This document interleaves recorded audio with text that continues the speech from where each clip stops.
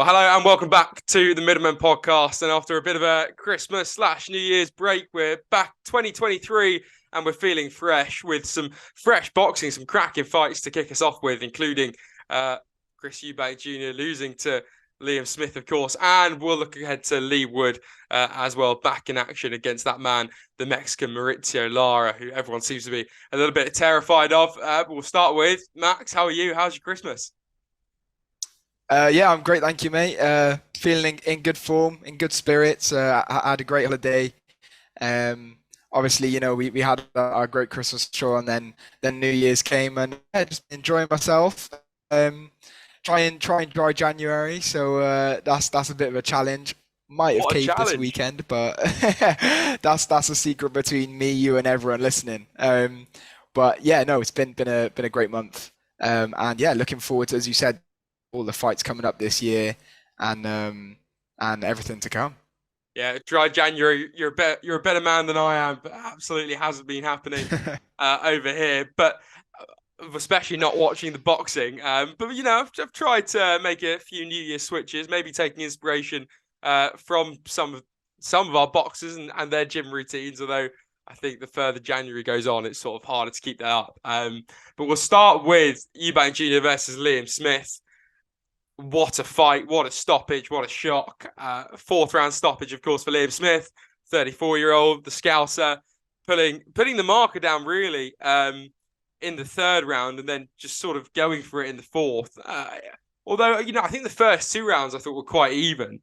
But the thing is with Liam Smith, once he locks eyes and locks on, he never lets an opponent off. And he went for the kill and the left-hand jab and the uppercut to finish it off, did the job. So I felt like he didn't go all out too quickly. He used the little shots well. He did well to sort of get in on the inside on occasion, and that's what Liam Williams talks about as well. And we'll hear that interview in a bit. But what a great fight, Max! Yeah, fantastic. What a great year. But what a great way to start off the year, even with a big domestic fight like that. It's kind of like not really a crossroads. These guys are only, don't let Liam Smith's grey hair fool you. These guys are only 1 year apart from each other. And, Smith does just seem like that veteran in comparison to Chris Eubank. So everyone thought that he'd be in better form. And yeah, just a crazy shock, because one of the things that you do associate with Eubank is that granite chin. We've seen him take flush shots off people way heavier than Liam Smith. So I think, the weight played a big part into that. And it was just something we didn't expect. We didn't see that coming at all.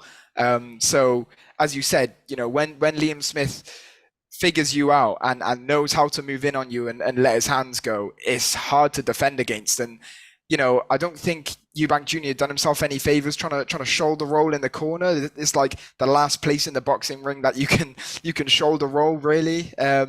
So he didn't do himself any favors there, and his defense let him down. And yeah, Smith just exploded on him. That explosiveness, that power that he carried.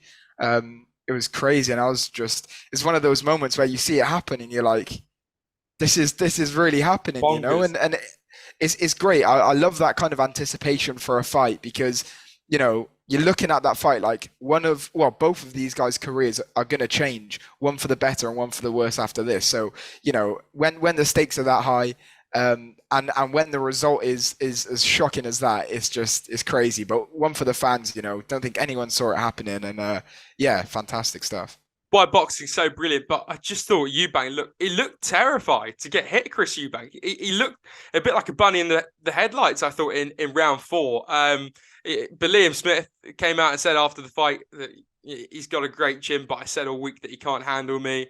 I thought that he said, I thought I can't let him off the hook after the first lockdown. He's fit and durable. And I thought if I don't empty the tank and get him out, then I might come unstuck. And that's what he did. He emptied the tank and he gave it his all, like we've been saying. And he really went for it. He showed that he still very much got it. And there was a lot of talk and banter before the fight that, it's all been put down to tongue-in-cheek comments. But I suppose two big things now, looking back at this fight.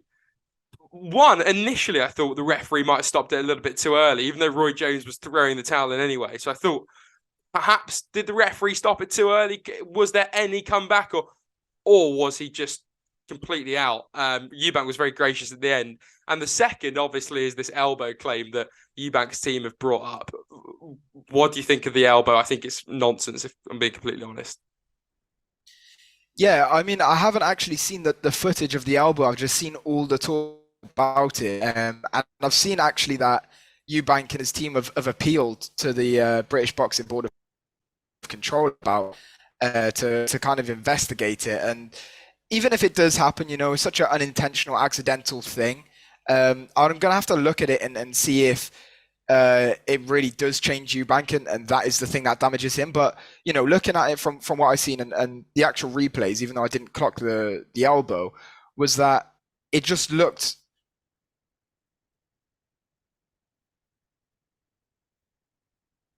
punching, and that's what done the damage. So I feel like if it was the thing that damaged Eubank Jr. more than it was the punches, then it should be investigated. But I also think, you said Eubank Jr. is very gracious after the fight, and he was, but then seeing that just seems like he hasn't taken it very well. But we'll see what comes of that. I don't think the elbow was the deciding factor in it, but as I said, I'll have to look at it. It just looked like Smith had him in the corner, and let it all go on him. And in regards to a stoppage being early, I think the ref gave Eubank Jr.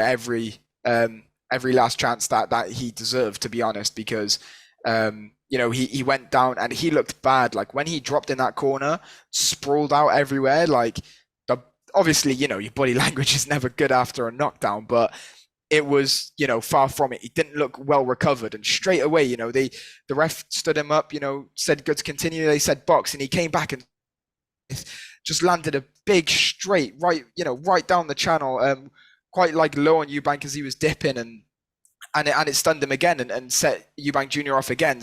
So, he didn't recover from the first knockdown and then was stunned again. I think it's a bit too brutal to try and give him another chance to that, and I did a good job in stopping it. Well, I mean, Conor Benn's probably kicking himself now having seen that performance. That's what I'd guess. But yeah, you're right. Eubank's eye at the end probably said it all. And I think looking back on the replays, it is pretty clear that Eubank was down and out in that fight. I think in real time, maybe I don't know. I thought Eubank might have had something left, but I think in reality he didn't really. So the use of the elbow again, like you say, I think they're looking for excuses. I don't think the elbow had anything to do with that victory at all for Smith and the loss for Eubank. But that's what promotion teams are paid to do. They're paid to promote their boy in the best way possible. And if this is an excuse to make the loss look less bad, then that's exactly what they'll do. But all of that aside, what a night for British boxing. What a night for big British boxing. Yeah, you're spot on. And just one thing about the elbow as well. I remember watching clips of Freddie Roach training. I don't know what punch the elbow came from, but I can assume that it was a hook, right? And I remember seeing these things about Freddie Roach, and he's teaching about the hook, and he's saying like, I don't teach my fighters to be dirty or to try and do something a bit illegal, but when you're coming through with that hook, like if you're throwing it with that much power and you're throwing it in proper form, then the end of the punch should be with your elbow, should finish with your elbow. So I think, I mean, if Liam Smith has watched any of those clips and taking it in, when he's letting his hands go like that, it's easy for an elbow to come in the way. But yeah, as you were saying, a massive upset victory, and a huge night for British boxing fans, and especially, as I said, when it's something high stakes but something with that result as well, it makes the occasion 10 times better. So a lot of people wanted to see Smith get buried out there after, as you said, those tongue-in-cheek moments in the pre-fight presser, and some classless behavior from him. I'm not gonna lie, it's well, he's put it down. It could have been He's put it all down to banter, and he's come out and sort of semi-apologized for it. And yeah, he said it was tongue in cheek. So, but yeah. You look at fighters like David Haye over the years, some really nasty stuff said in his clash with Bellew. You can go back in history and right back to the beginning of time in boxing, and there's always been talk before a fight. But yeah, you're right. This seemed a little bit more than just talk, but apparently everything's fine now. Yeah, I mean, I think we're coming of that age right now, isn't it, where we kind of don't let those things slide as much anymore, and I think that's it's such a good thing to do. I would hate for boxing to ruin itself in that sense, and I encourage so much progressiveness in this sport because you have it with football and loads of other sports where they try and push these. I don't want to say agendas, but they push these things that matter in real life. Things that have included discrimination before. So for boxing to encourage that rather than support it, like encourage to be against it and kind of progress as a sport. I'm all for that. So I kind of liked what Eubank Jr. did in the face off the next day with the armband. It was like pretty. It was kind of like a funny, but like also kind of good, like a good gesture from him. Not too genuine, I don't want to say. I think it was more to kind of give it to Liam Smith more than it was like support the LGBT movement. But yeah, I think like as I said, we are coming of that age where we call people out for this, which is good. But then like seeing when I was watching it on the Sky broadcast and they had like the banner under it saying sorry for any like offensive or bad language. Like Yeah. at the end of the day, what Liam Smith was saying had anything explicit. So it was nice that Sky tried to cover it, but it wasn't like done too well because he didn't swear or outwardly say anything. But I think they just tried to like cover their own backs with that. But yeah, I think like you can't really put it down as banter. Like this is where so many things, so many like issues that have been like spoken about like incorrectly have been like swept under the rug, just called like banter. But of course, it's the press conference and they're going to go and get into each other's heads. And as you said, as happened throughout boxing history, we can't sit there not going through that kind of, there's a bit of mental frustration, even like a bit of mental nerves going on there. So, people are going to sometimes say things out of pocket. I know I probably would just to get a cheap laugh. So, yeah, we got to kind of give him a bit of the benefit of the doubt as well. Yeah, there's definitely a fine line. I think people turn to boxing for entertainment, and so it's like I remember I used to watch WWE growing up, and they used to chat so much shit to each other. But Yeah. it never meant anything, right? It was just all a load of rubbish, and it's sort of the same in boxing. That's why people love boxing. There's a fine line there when you bring in stuff like LB, LGBT, and anything else that crosses the line, which Liam Smith's comments did. But yeah, it's a really hard one, especially for the broadcasters. You're right; they're covering their own backs, but at the same time, do they look a bit ridiculous when that's just what boxing is? Yeah, perhaps. So it is a really interesting topic, and how far do you go to monitor and sort of rule over what fighters say, and you can't take it away. You can't. That's what fighting is. You get in the opponent's head and you agitate the other person. That's the whole point of it. Mind games is a massive part of boxing. Psychological boxing is as important a part of the sport as a punch. So it is really interesting. And I think someone who predicted the fight psychologically and almost very nearly got the score correct was Liam Williams, who we interviewed on the Middlemen podcast a while back now. He fought Chris Eubank Jr. and lost. Was it in Cardiff? Where did they fight? That was Yeah, they fought in Cardiff yeah, in the Motorpoint Arena, I believe, yeah. early last year. So they fought in Cardiff. He lost in his own back garden, and I think since sort of Liam Williams has been on a really perhaps sort of difficult path to get back to where he was. But he did predict the Eubank Smith fight really, really well. To the point where he almost got it spot on. You spoke to him, Matt. Do you want to just dissect it and then we'll have a listen to it? Yeah, sure. So, I went down to where Liam Williams trains. He's trained by, he's gone back to Gary Lockett now after, he used to train up in the Ingle gym, had a spell down in London with Adam Booth, and now is back at home, kind of back in his roots. I popped over to their gym, spoke to a lot of the fighters, including him, and this is a couple of weeks back before the fight, and you'll hear what he has to say, but some of the things that I watched the interview afterwards is with BBTV on their YouTube channel, British Boxers TV, if you want to check it out fully. But the way like he's had two fights with Liam Smith, right? Done about 19 rounds with him. I think the second or the first one didn't go all the way, but he's been 12 rounds with at least 12 rounds with a pair of them, so he knows how they operate, and it was just like incredible insight to kind of get that from a fighter because no one really, not many people are going to know how those guys fight better than him. So, he spoke about Liam Smith's footwork, which played a massive factor in cornering Eubank Jr. And then he spoke about how deadly Smith is on the inside. And, that's exactly how the fight played out. But he didn't think, that damage was going to be done to them. And he definitely didn't predict inside the distance win. But, kind of what happened in that ring was really reflected in his comments. So, yeah, here they are. If you see the Eubank of like 3, 4, 5 years ago, he was all at work rate, and him and Smith would have been a great, clash. They would have been on the inside, really working hard, hitting each other with big shots. But I think Eubank's probably going to try and box that a little bit more this time because he knows Smith's very good on the inside. If Eubank was still what he was 3 years ago, he should have finished me, and that's just being straight. I'm not going to go into detail, but I had a lot of problems going into that fight. And as you've seen, I was getting put down with not the biggest of shots, which is part of the issue which I had going into the fight. But I'm not going to open a can of worms and go deep into that. I can assure you, if I had somebody down 4 times in a fight, they're probably not going to see the final bell.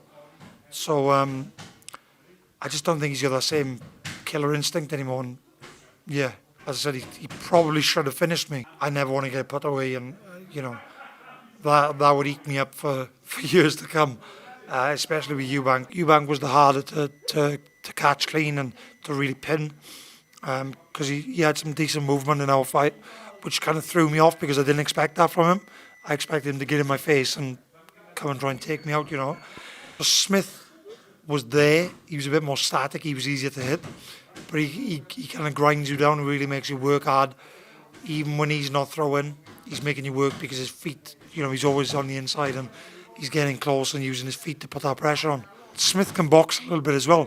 He showed in our second fight. He got a good solid jab, fairly sharp, good movement. So if I was going to put my money on anybody, I think at this moment in time would be Liam Smith. I just think Smith might overwork him because I think he's got the basics down. He's been brought through as an amateur and he's got the best. He's got the best basics and he's got good balance and good shot variety. So yeah, that's my pick. It's going to be a very good fight. I think it's probably going to come down to the judges' scorecards. I don't really think any of them are going to finish each other. We'll see. It's going to be a good fight. I'm excited to watch. Being realistic, I'm not going to get the winner because they're going to want to push on and fight for world title. So, but I'd happily fight the loser as well because they're still high-level fights, and win either one of them fights, and shoots you back in the mix. So we'll see what comes with it. I'm just being patient at the moment, and I'm working away quietly, and it's going to be exciting to see what comes next. So there's Max speaking to Liam Williams down at the gym for British Boxing TV. I mean, Max, what's that like to go down to a gym and interview a really high-profile boxer, a really high-profile athlete, especially in Wales? Yeah, it's great because I love for them to actually be around the corner, but I guess in our kind of line of work, that is pretty much around the corner, just over an hour's trip away into Llanrumney. But fantastic. So much talent there, so much boxing history there. Obviously Gary Lockett, the trainer, had a great boxing career before he turned into a trainer and a manager. And you'll go in there, you'll see Cordina, a poster with Cordina and his featherweight. His featherweight belts and Williams when he had some as well. Not featherweight, by the way. Obviously his middleweight belts. Chris Jenkins up there, and you got an old Calzaghe poster where Lockett fought on the undercard. So a lot of history there, and it's great to be working with BBTV and be getting these opportunities to go and speak to the fighters, get insight on these fights, and just talk about their careers. So I'm a really lucky guy, and be exciting to go to more gyms and a lot more shows this year with them. Well, you've made your own luck. You've earned it, and they are great interviews. And go follow Max on Instagram, Max Taylor Sportsgram. And before we move on from Liam Smith and Chris Eubank Jr., I think I touched on Conor Benn earlier. They're the rumours I've heard flying around that it's going to be Liam Smith, Conor Benn next, or that is a potential matchup. How do you think that would go down? I think it's going to happen. I know Liam Smith has said that he's not really interested, and that Conor Benn, I think, has been appealing, isn't he? And he's fighting his way back into the ring with all the legalities as well. Yeah, I don't think Liam Smith should give him the time of day. He doesn't deserve the time of day. I don't care what I've seen from Conor Benn on Instagram. It's actually wound me up even more about this situation. First of all, it came out last October time that he's disgraced the sport, tested positive twice for banned substances.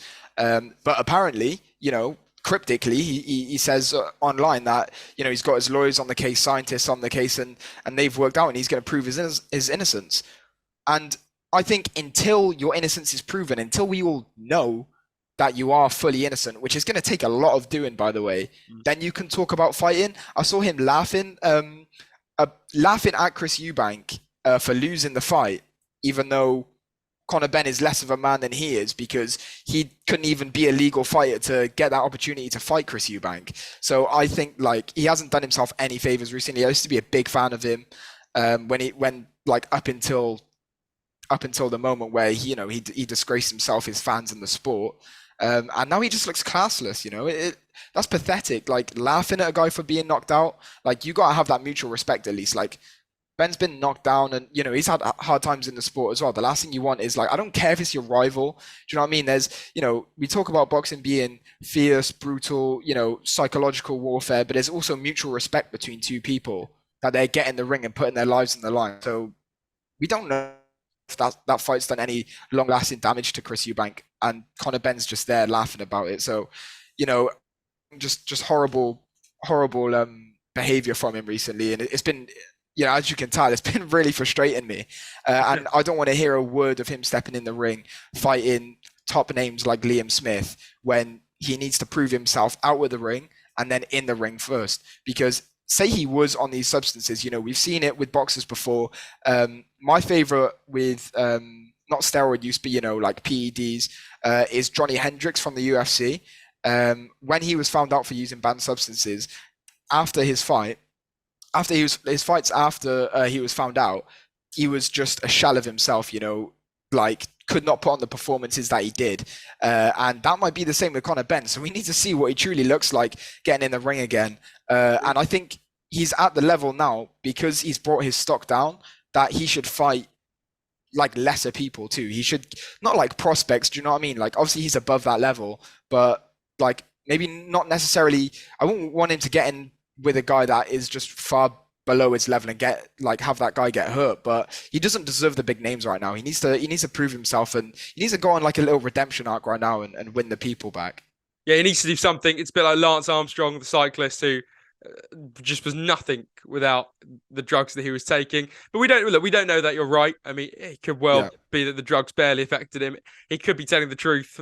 It's really hard to believe that story, having seen everything we've seen. But that's a potential option, and the rematch obviously is being spoken about a lot as well. So with that rematch, was Eubank, like I said, I thought the first two rounds were really even. I don't think you could, maybe you could have even had Eubank ahead in the first two rounds. Was he just caught out?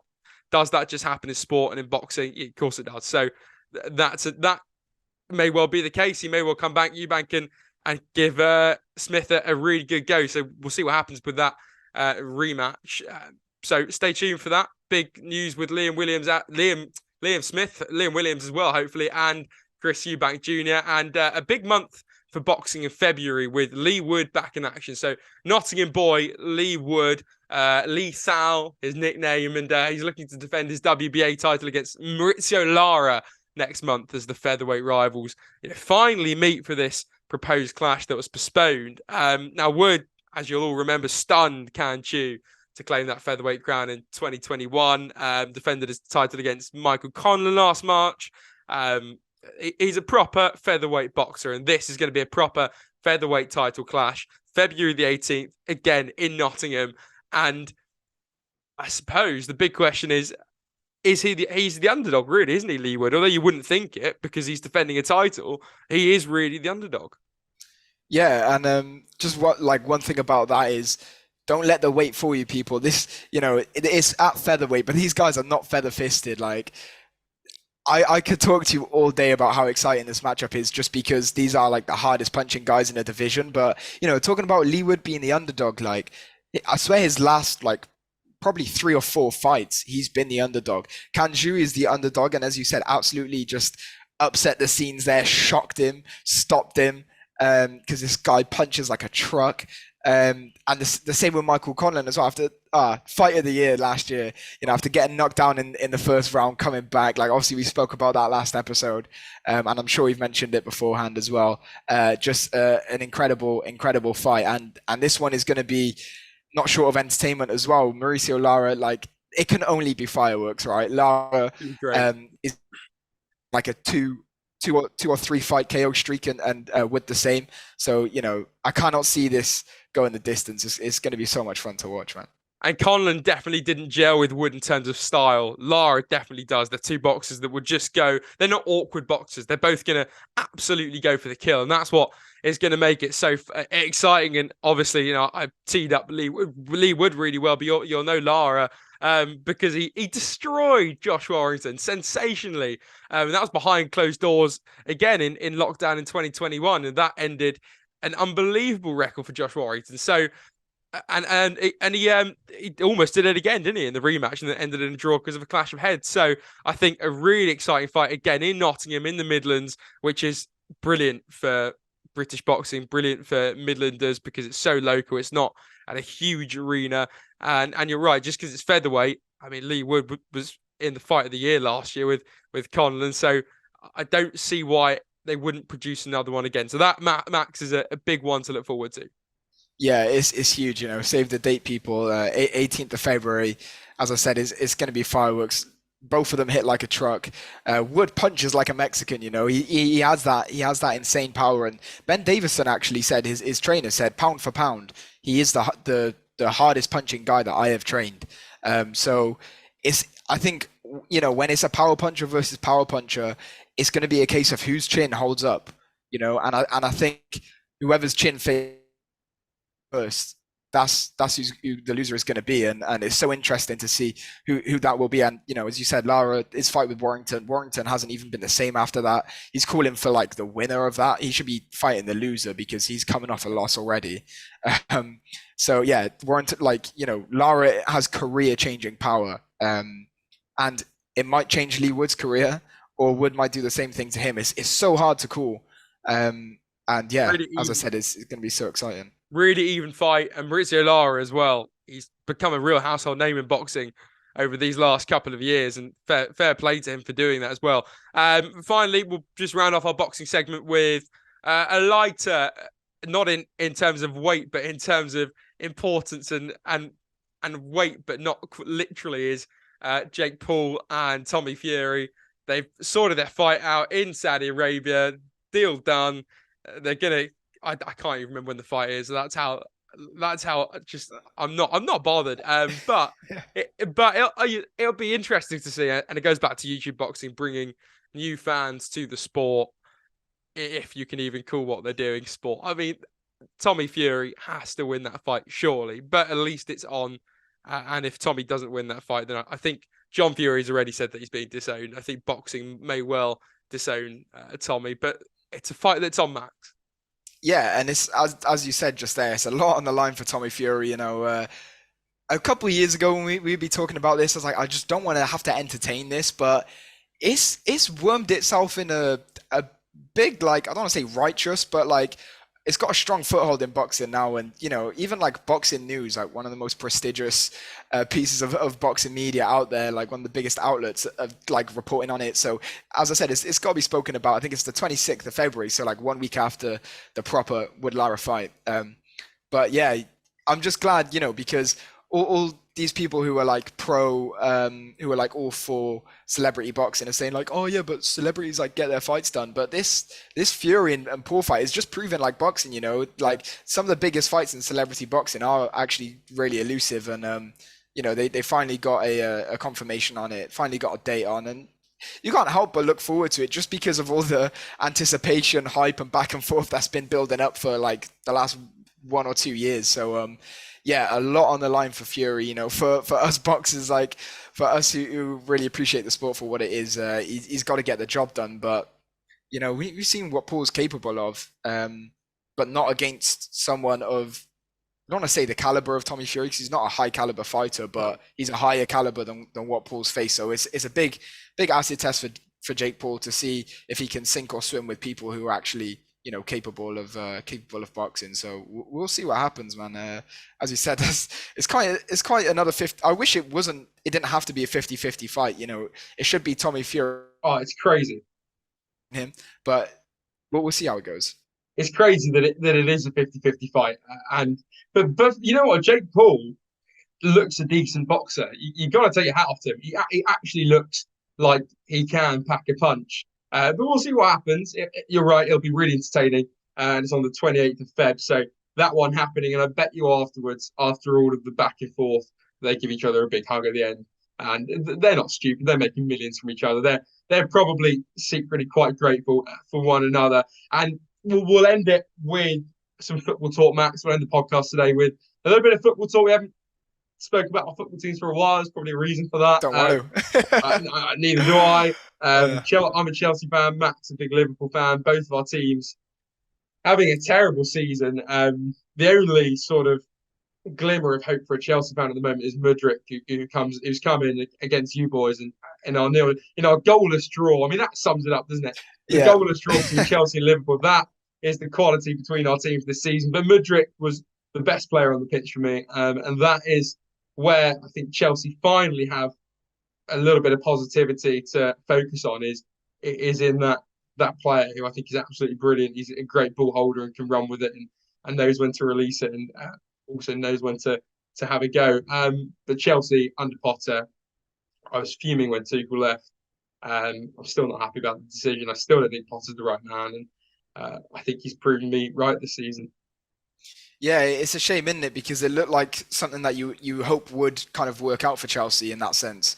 Would you say Mudryk has been the best signing then? Because we didn't even see much of him in that Liverpool game, but from the moments that he had, he did look electrifying on the ball, right? Yeah, for sure. He beats I can't remember his name, but we signed him and he got sent off in his first game. How Felix. yeah, how Felix. So, yeah, for me, Mudryk is the man, and he's a real glimmer of hope for Chelsea fans.